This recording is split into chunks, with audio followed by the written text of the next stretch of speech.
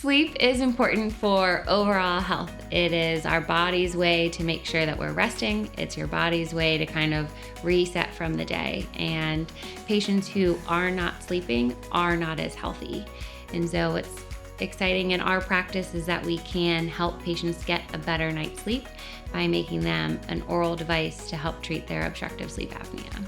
Obstructive sleep apnea is when the airway closes in a patient at night, and it's going to rank from mild to moderate to severe, and it depends on how many times per hour that airway is closing at night.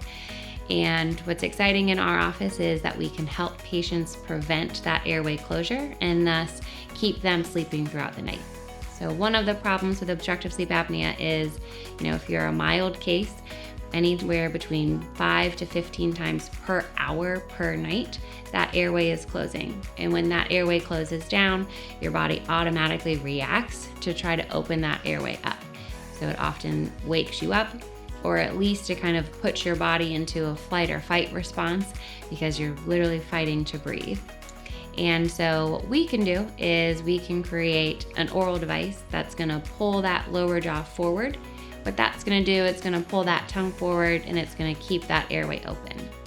So instead of having everything fall back into that airway and close off that 5 to 15 times an hour, we're keeping everything forward and we're keeping you breathing. That means that you can sleep through the night. It also usually means that you're not snoring. And so one of the best parts of my job is when patients say that they now can sleep in the same room as their spouse. They're no longer bothering them with that snoring noise. So they feel better because they're finally sleeping. So they don't have morning fatigue, they don't have afternoon fatigue. They often, report morning headaches if they have sleep apnea, and those can be gone. Your blood pressure can improve because a lot of times with obstructive sleep apnea, you'll have high blood pressure because your body can just never fully reset.